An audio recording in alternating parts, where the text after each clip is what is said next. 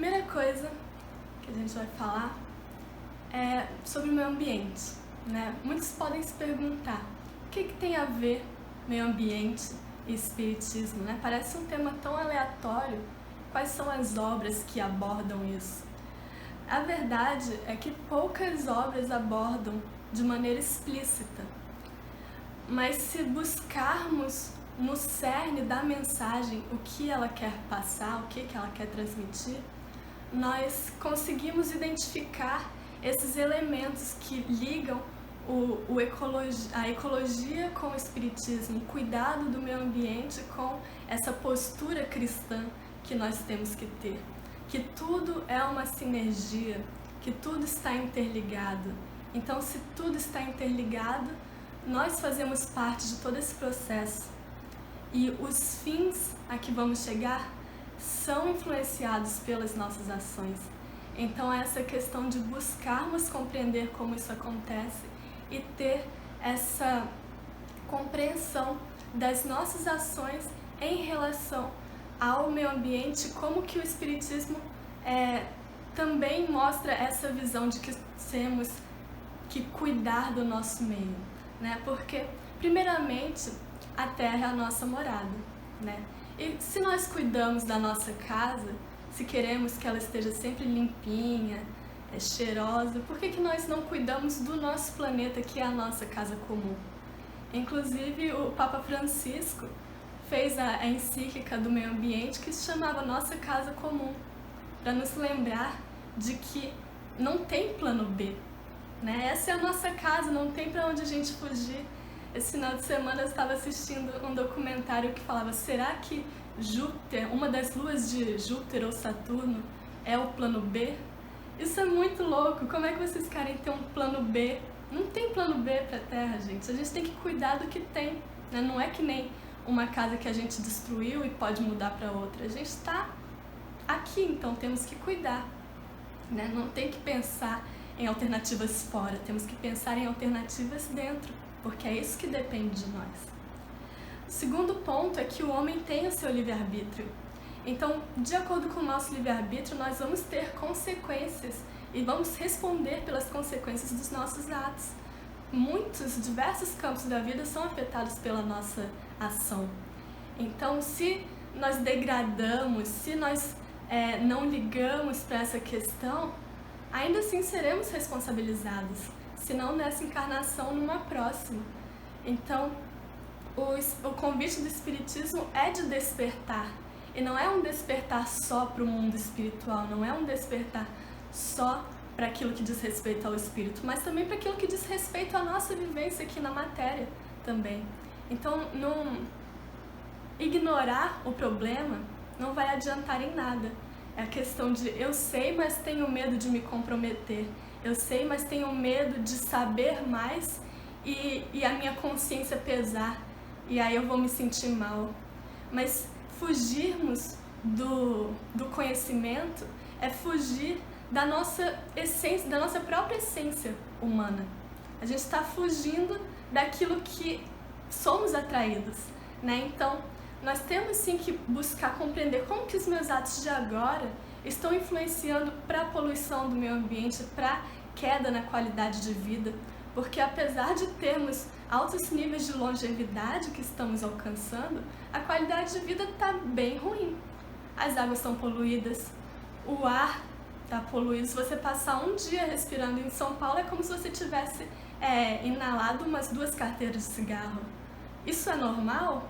Por que a gente se acostumou com algo que não é normal e acha que é assim mesmo?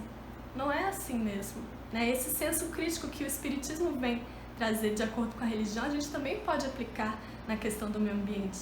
A gente não tem dogmas, a gente não aceita, é assim e pronto. Então por que a gente vai aceitar no que diz respeito à nossa casa comum? Então termos esse senso crítico e buscar sim tomar responsabilidade pelos atos que fazemos e buscar diminuí-los se estão sendo prejudiciais, né? E lembrarmos também que as leis da natureza nada mais são do que fontes de ensinamento de Jesus, fontes de ensinamento de Deus. Como que a gente aprende observando a natureza, que cada coisa tem o seu tempo certo de acontecer. de que tudo é perfeito, há uma harmonia, e a gente pode trazer isso para a nossa vivência também. Mas acabamos por ignorar a perfeição do ciclo lunar, a perfeição de insetos pequenininhos que polinizam a flor, que nos dão frutos. Tudo se encadeia, tudo se liga e a gente acha que é fruto do acaso ou não está nem aí. A gente só dá valor para o nosso cubículo, para aquilo que está numa tela, né? Esquecemos, perdemos essa conexão com a natureza e assim vem aquele descaso de pensar: não é meu problema, eu vejo que está acontecendo, mas isso é problema deles. E não é assim, a casa é de todos nós. E lembrando também que na Gênese e no Livro dos Espíritos se fala sobre a lei de destruição, que ela é normal que aconteçam eventos naturais e que tragam uma renovação através dessa destruição.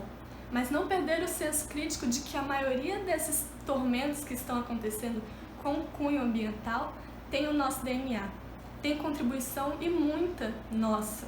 Essas enchentes que acontecem, por exemplo, elas são ocasionadas por bueiros entupidos, por falta de infraestrutura, por muito lixo jogado no chão.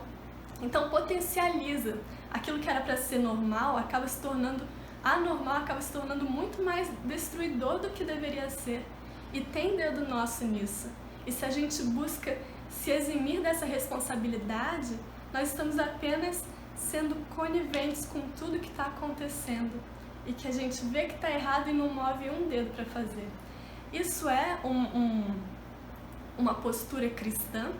A gente vê uma injustiça acontecendo e se abstém, não faz nada, mesmo sabendo que está errado. É a gente buscar entender como estamos agindo com o próximo e como gostaríamos de tratar o meio ambiente também, que é essa nossa morada, né? Porque nós achamos que não é nossa responsabilidade, às vezes queremos delegar isso às autoridades, esquecendo que cada um pode fazer a sua parte. Assim como a caridade, o amor, cada um dá um pedacinho do amor, da caridade que tem e assim contagia o próximo. Então,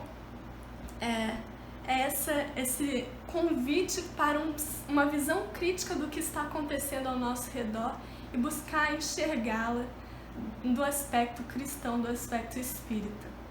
Então, para a gente entender essa nossa relação com o meio ambiente, nós temos que entender também essa nossa relação com o nosso próprio ser, né? E principalmente está ligado aos nossos defeitos. Nós queremos muita comodidade. Às vezes, como eu falei anteriormente, a gente prefere a ignorância para não nos sentirmos culpados pelas nossas ações do que buscar compreender como eu posso melhorar o contexto em que eu estou vivendo, né? E assim a gente cai num duplo erro. O primeiro erro é ignorar o problema. Se eu ignoro o problema, ele não vai desaparecer. O segundo erro, que vem acumulado com esse, é que se nós continuarmos agindo assim só para não ter a consciência pesada, isso só vai agravar o problema. Então, cadê essa proatividade que o Cristo nos convida de buscar fazer o bem, de buscar fazer o melhor que temos dentro de nós?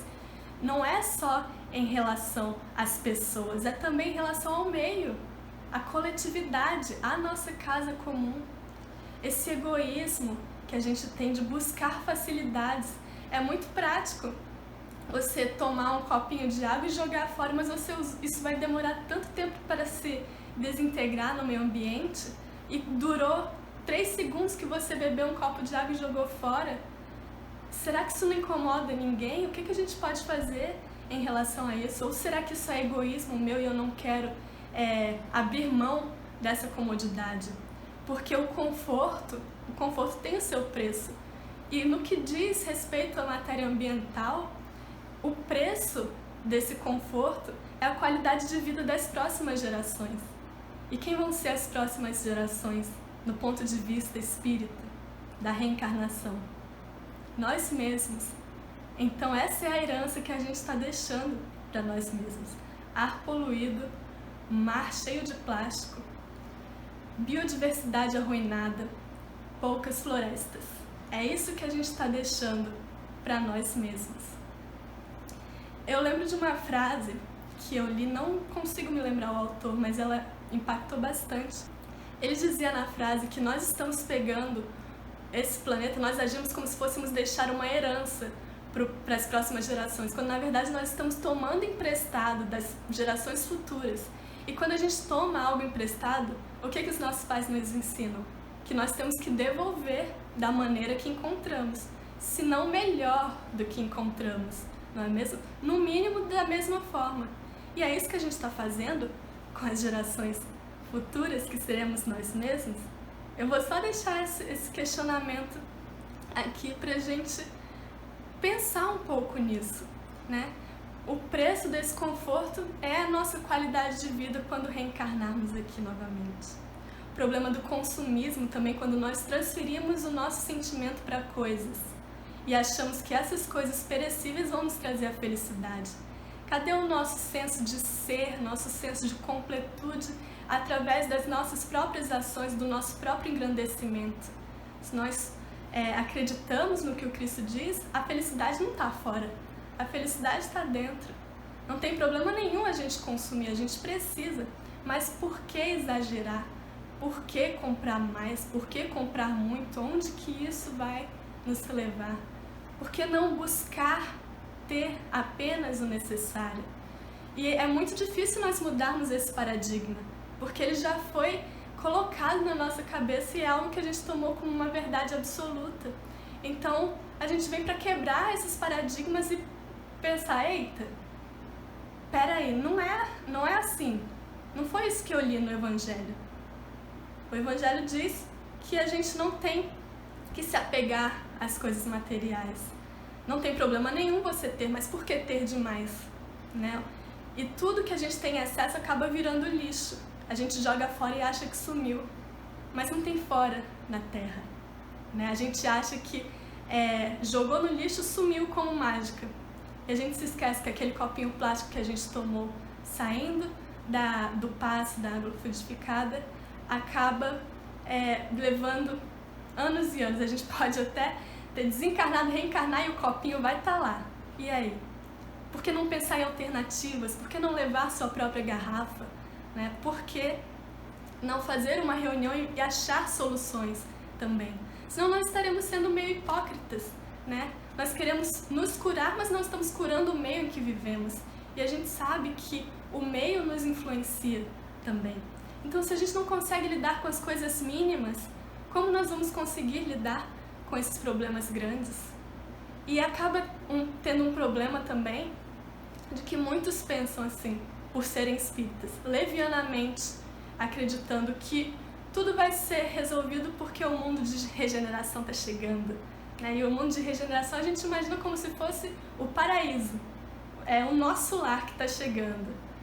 E se a gente parar para ler, a gente vê que o mundo de regeneração acaba sendo como um momento para a gente parar e respirar, um momento de pausa. Não vai melhorar tudo num piscar de olhos. Inclusive, no Evangelho segundo o Espiritismo, lá no início, quando fala na diversidade de mundos, inclusive André Trigueiro, que é um grande pesquisador dessa área do Espiritismo, também ressalta, dizendo que é perfeitamente possível, isso aqui está entre aspas, perfeitamente possível imaginar que esse mundo de regeneração, embora mais evoluído ética e moralmente, seja um planeta onde haja mudança climática, escassez de água, biodiversidade devastada e poluição em níveis insuportáveis, porque vai melhorar no nível ético e moral. Mas não tem nada dizendo que o mundo vai, num piscar de olhos, Deus falar assim, bênção agora para a Terra porque virou um mundo de regeneração. Não, a gente vai ter que lidar com tudo isso. Não há garantias de que do ponto de vista ambiental vai ser melhor. E o que a gente está fazendo para melhorar? Pouca coisa. Muita pouca coisa. Porque a gente não tem esse senso crítico, não quer abrir nossos olhos para ver o tanto de lixo que a gente produz. Sacola de plástico em supermercado, tanto que a gente gasta e acha que é imprescindível. Não é.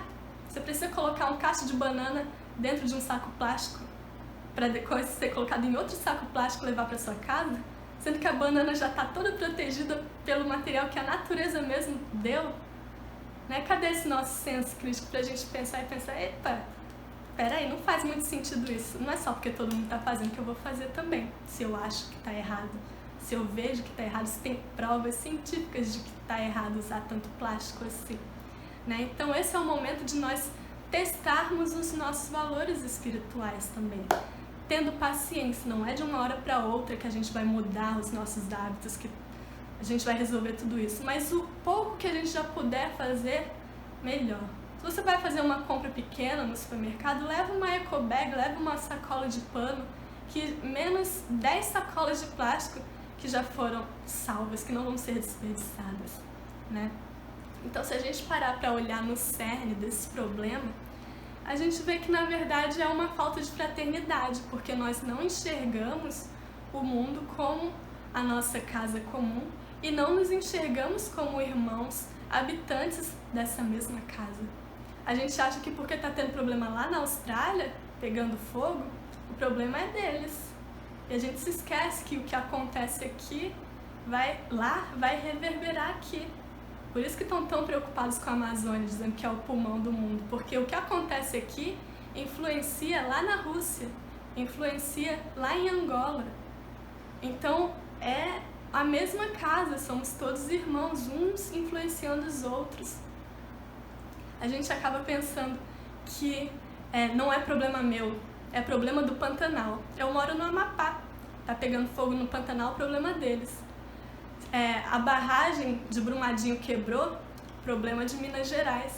E a gente não para pensar, eita, o que causou tudo isso? A ganância, o egoísmo, a busca pelo lucro exacerbado, né? A mineração vem trazendo problemas para o Brasil desde quando ela iniciou aqui. Os escravos eram utilizados para pegar ouro, né? As minerações causavam enorme sofrimento e agora, com esses metais super pesados, as empresas buscam ir até o limite para conseguir lucro em detrimento de vidas, em detrimento de famílias, em detrimento de cidades. Para quê? Se eles moram nesse mesmo planeta e vão sofrer com o mesmo aquecimento global, com a mesma poluição, com todo esse lixo que a gente está causando, né? No Livro dos Espíritos, na pergunta 540, a resposta que eles dão a uma pergunta tem uma frase que é bem profunda, que diz: do átomo ao arcanjo, na natureza tudo se encadeia, tudo está ligado. O que eu faço aqui vai influenciar mais na frente algo de maior. E esse algo de maior vai refletir na nossa casa inteira, no nosso planeta inteiro. E isso me lembra de um exemplo que se chama o conto do colar de pérolas. Que se a gente parar para imaginar um colar de pérolas, e imaginem uma pérola só, que ela olha para o lado, vê mais pérolas iguais a ela. Ela olha para o outro e vê que tem mais pérolas também. Mas se ela prestar atenção e olhar para dentro, ela vai ver que tem algo de diferente. Esse algo de diferente é um cordão que passa por dentro. Esse cordão é a sua essência. Se ela olhar com mais atenção ainda, ela vai ver que a essência dela passa por todas as outras pérolas. Está tudo encadeado. Então ela é igual às outras e está ligada por essa comunhão que o fio representa. Então esse senso de unidade que nós temos que ter também. Nós somos essas pérolas. A nossa essência é essa bondade que Deus colocou dentro de nós, que todos nós temos. E a gente só consegue enxergar quando olhamos com atenção e vemos que somos todos irmãos ligados por essa mesma vontade. Esse senso de unidade, de fraternidade, de que todos nós somos um só. Somos esse colar de pérola, nós somos a humanidade inteira, né?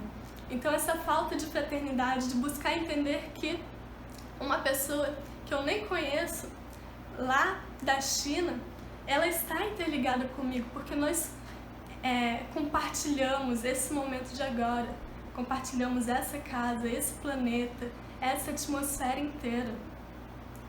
A gente está aqui para aprender com a natureza.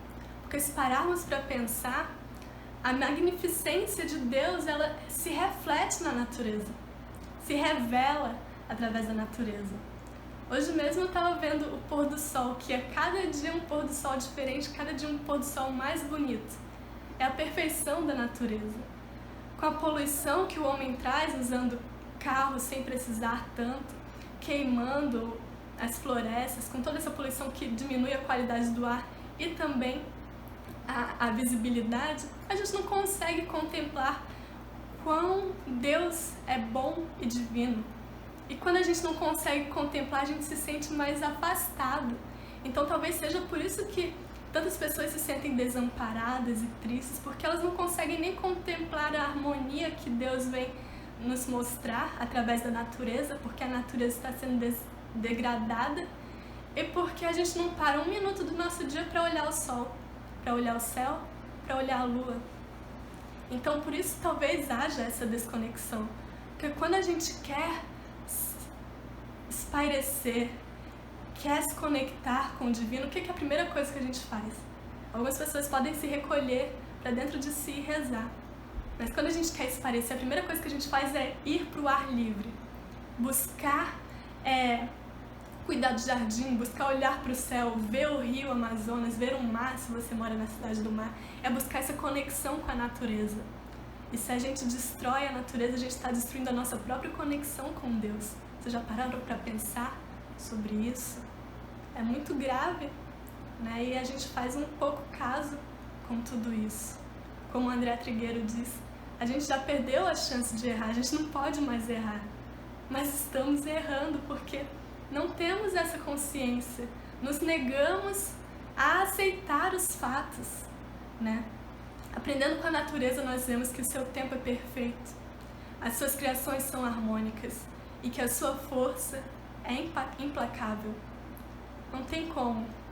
Nos mitos gregos, a única coisa que era mais forte do que os deuses era a força da natureza. Então de lá eles já tinham essa consciência.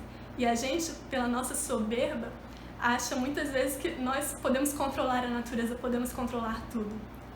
Aí vem um tsunami, aí vem uma enchente, aí vem um tornado e a gente vê que não pode nada. E muitos desses problemas têm dedo nosso no meio, a maioria deles. Então a gente para e pensa, nós que precisamos da natureza, não é o contrário, porque a natureza ela existe desde quando foi criada, desde a época dos dinossauros, desde antes mesmo de existir o ser humano, a natureza já existia. E ela vai continuar existindo mesmo que nós não estejamos mais aqui. Então, somos nós que precisamos da natureza e não o contrário. O que precisamos é cuidar para que não venhamos a perdê-la, a ter uma qualidade de vida pior do que a que já estamos tendo agora. Porque essa questão de temos muitas comodidades, temos muita tecnologia, isso é uma falsa visão de qualidade de vida. Se não fosse assim, não teríamos tantos níveis de ansiedade, de depressão e até mesmo de suicídio. Então, cadê essa conexão que temos com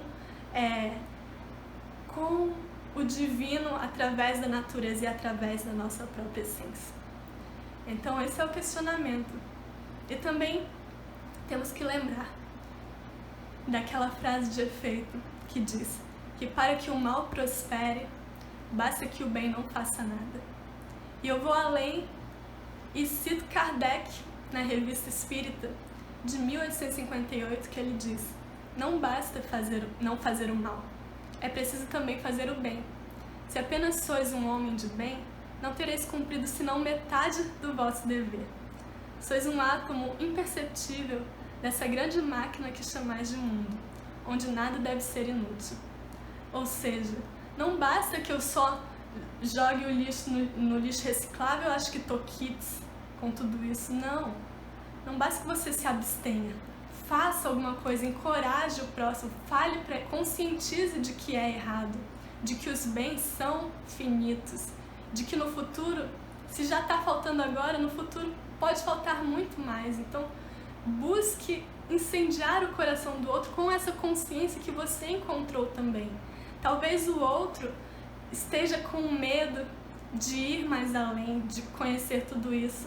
Mas como eu falei no início, isso é só fugir da sua própria essência, não é mesmo? Então, com esse olhar de fraternidade que temos, busquemos mostrar para o outro que cuidar do meio ambiente é um investimento que ele faz para a sua encarnação futura, num mundo de regeneração que se com a nossa contribuição será não só evoluído moral e eticamente, mas também será ambientalmente agradável.